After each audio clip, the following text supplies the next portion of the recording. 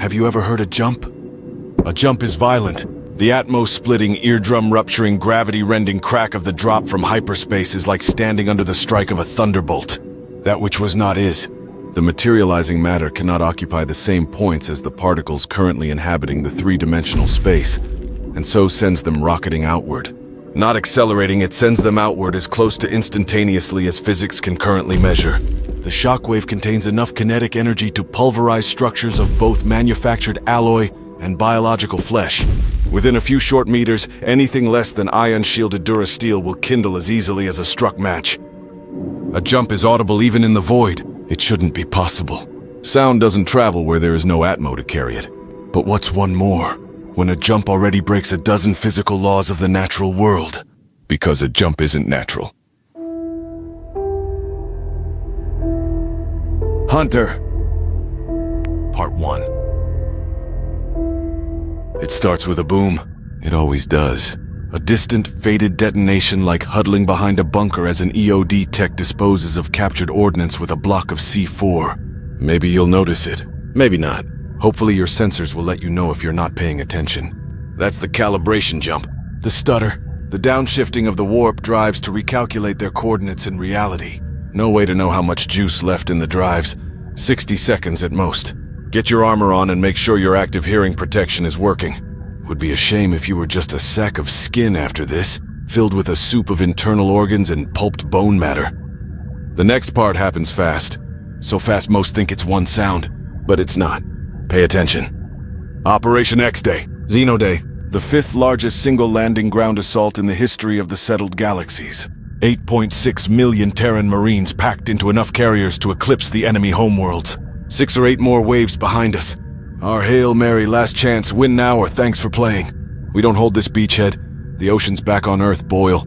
Ash to ash, sand to glass.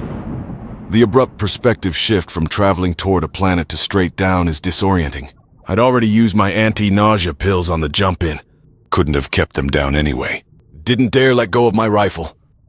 You don't hear anything if you're the one riding the jump. It's weird. I remember seeing a dead world. Dark gray. Just dark gray from the shrapnel rain of the gun runs. Low-level saturation bombing for the last 6 months. Then we started seeing flashes in the smoke. Beautiful.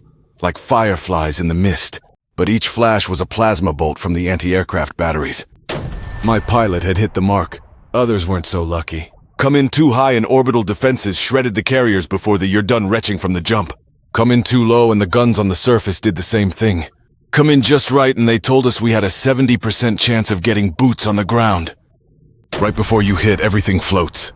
The artigrav coming online to prevent the landing from driving your femurs through your chest cavity. I saw the guys in front for an instant. They were drowning victim white. Then the ramps dropped. We drilled for hundreds of hours. Get off the drop ships. Run as fast and as far as you can. Make way for those behind. Push forward, push forward, push forward. Protect the Marines. Our advance ranks evanesced, vaporized, disintegrated like the casing of a nuclear bomb, stripped to its component atoms by the energy yield. Push through a wall of plasma fire so thick it could have been solid fortifications. Push through thorned vegetation that shredded flesh as easily as clothing. Push through the mire of blood and earth, boots slipping in the molten entrails of the first 6 down the ramps. Push through the ragdoll corpses. Through the choking haze of smoke. Through the screams and sweat and fear. Past the slow and the dead. Past the dropships, falling from the sky like shooting stars. Past our own slagged armor. Past the first of the artillery strikes as they found their range. Past the cremation chambers of troop carriers ignited by the anti-air batteries. Past the first of the biobombs and cytotoxic gas. Past 100,000 soldiers never going home. To the fast and the living. To the lucky. To the cover they promised us was out there. To the only chance of surviving. To our destruction. To our death. To humanity's end. To engage at close range with an elite combat species. Someone had made a mistake. Someone had calculated wrong. Someone had pressed the button to murder every single one of us. Fear so thick you could taste it through the smog. Rage like wildfire against the high command who'd sent us to die. Icy calm at the end of a lifetime of war. Glance to the right at my brother of species. To my left at my brother of blood. A half smile on his face. We'll make this! Just keep up. Stim dumps like liquid fire through our veins. outstripping the non-enhanced because our job was to protect the Marines. Get there first and punch a hole, because the Marines didn't have a chance. Protect the Marines. CQC against an elite combat species. Augmented speed and strength to protect the Marines. The last best hope for the non-enhanced. Kept up as our shock troops closed into CQC with an elite combat species. Kept up into hand-to-hand melee against the design of a Death World's evolution. The enemy closed for the kill. The noose around a convict's throat. Artillery found the range. Anti-aircraft emplacements rent the sky. Flak batteries curtained the heavens with steel splinters. Lungs burned in the gas and the biobomb stripped flesh from bone. On the edge of the void, planetary defenses angled their cannons. Orbital bombardment to mop up the last pathetic hope for humanity. Ash to ash, sand to glass, let the oceans boil. That's when I heard it. Most people think it's one sound, but it's not. Are you paying attention? First are the skull-jarring impacts of a Mankey. 2 mass driver, because while the destroyer is still in the jump, still stalking her prey behind the veil of hyperspace, the sensor packages are reaching through the higher planes, stepping down, putting a single toe over the line into the real. Sensors designed to function where radar and lidar can't, where the laws of physics break and space-time warps into the irrational. Magicked into existence by Terran engineers to interface with the wetware processors of the crew, to chew through data, gnaw through equations of relative velocity, lead time and drop, spitting out targeting solutions to the railgunners, plugged into the computers through 90 million worth of Neuralink input and output cyberware, seeing what the computers see so Terran gray matter can be used to calculate firing solutions in the real while still within the unreal. 1,500 kilograms of Terran-manufactured ordnance, slung out of the jump at 0.1% C. Depleted uranium slugs on the business end of a physics equation that sums to an effect on target measured in grid squares. That's the step. Then it goes quiet, so fleeting most don't remember it. Look at a waveform recording. The complete absence of sound for the smallest fraction of an instant. Like the universe is holding its breath for the miracle that is about to happen. Dragging in a single lungful of Atmo in preparation for the plunge. The drop. The destroyer. The pinnacle of the Terran war machine. An apex predator of the void, dropped from hyperspace into CQB operations like the hammer blow of a gravity forge. 55 million kilograms of Durasteel armor, mass driver gun houses, chain gun emplacements, missile batteries, torpedo tubes, and CIWS networks deployed into combat from anywhere in the verse. The sum total of Terran force projection capabilities realized in 3-dimensional space, rendered like a computer grinding through a stress test. The crack of atmospheric displacement is otherworldly, driven into my chest like I'd taken the brunt of a torpedo strike. The shockwave quenches fires on the surface, flattens waves of Marines into the mud. Drive engines seethe with a crimson roar as she yaws sideways. Servo mechanisms traverse guns to their targets, mass driver capacitors reach operational threshold, and the personification of the Terran industrial military complex has assumed her overwatch of the last best hope of the human species. Stutter. Step. Drop. Energy cannons just don't do it like jump-slung railguns. I'm Ethan Wells. I was born in a place that used to be called New York. No, not the city. Way too much residual radiation. An HZ West. My first deployment was... childhood? I didn't have one. The Shriek stole the childhoods of the past generations and burned Earth so the next childhood won't be for another century. I was taught to fire a rifle at 4. How to throw a grenade at 5. Trapped and hunted more food than I was given by 7 or 8. By 9, I could tell you the 3 most efficient ways to kill a Shriek. Through the eye, under the arm, through the groin. I grew up in an entire world at war. I'm one of the few who still remembers the occupation.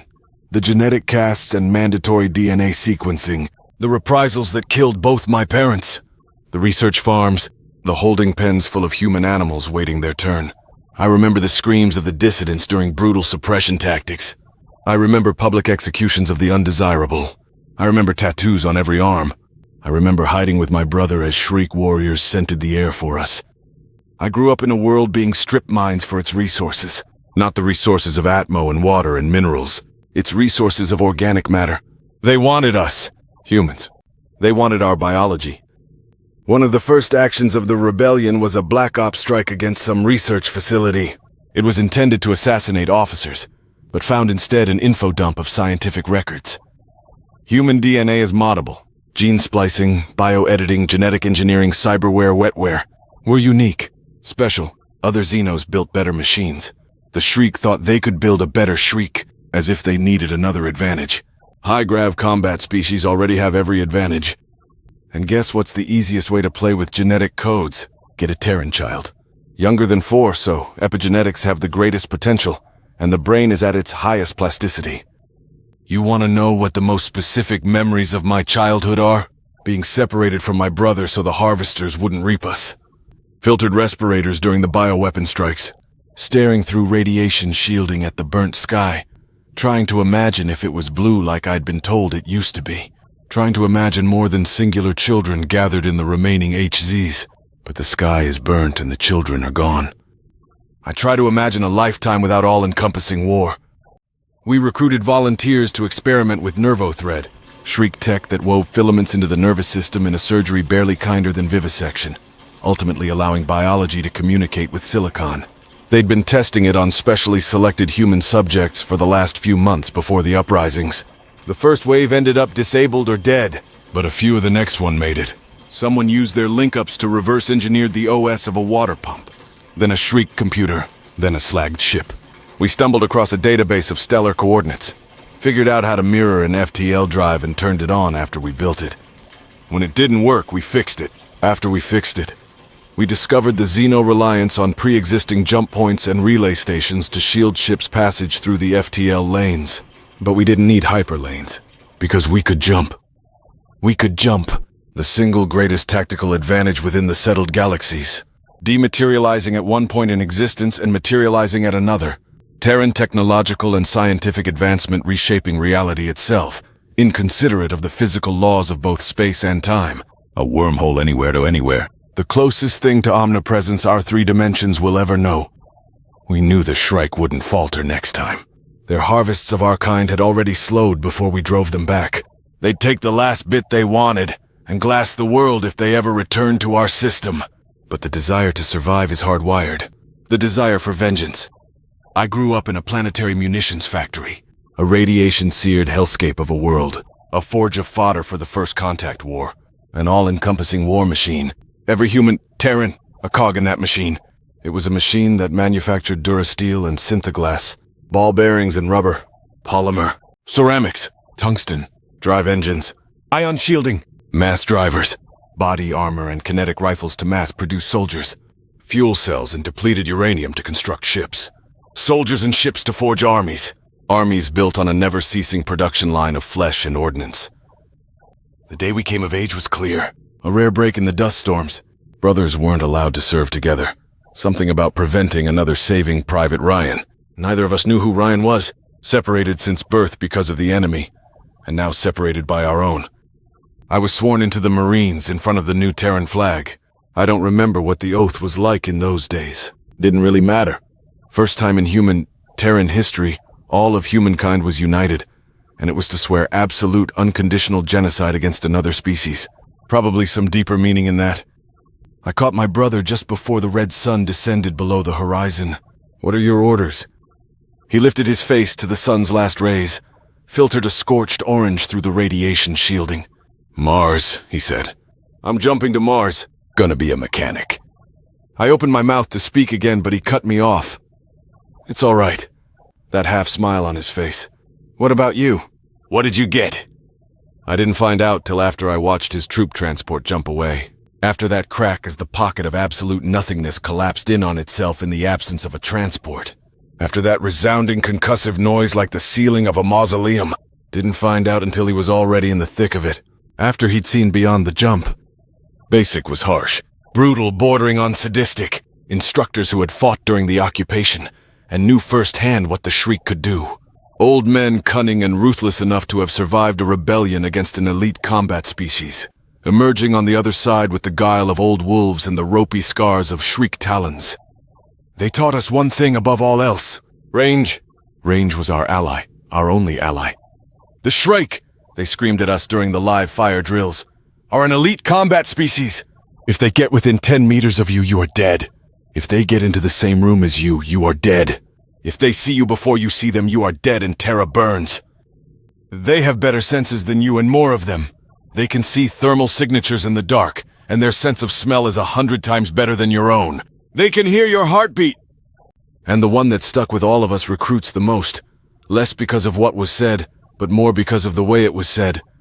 A shriek warrior can stop a pain response as easily as you choose to hold your breath.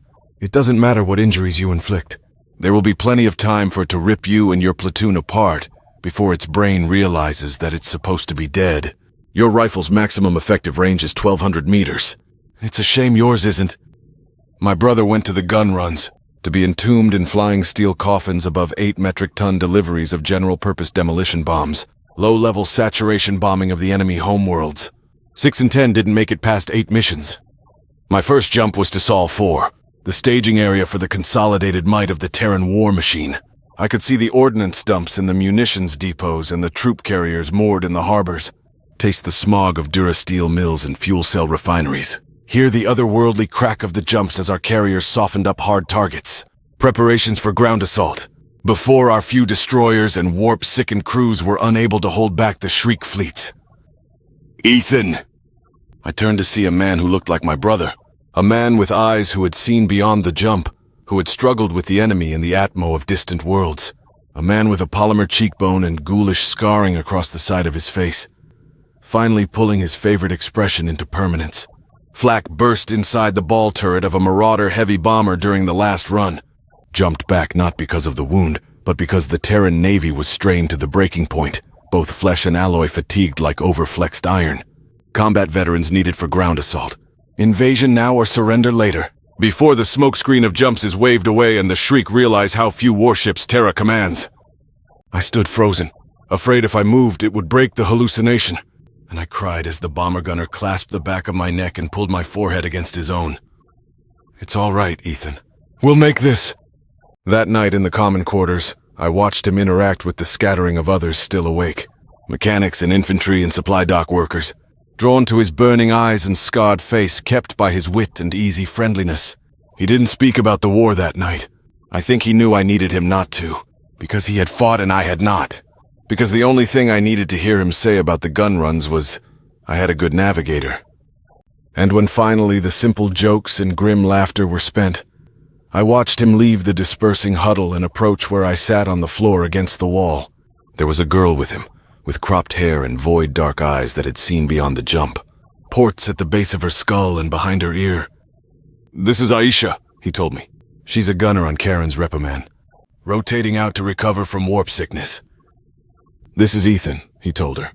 He's a Marine. Hi, she said. Hi, I said. Gladiator class?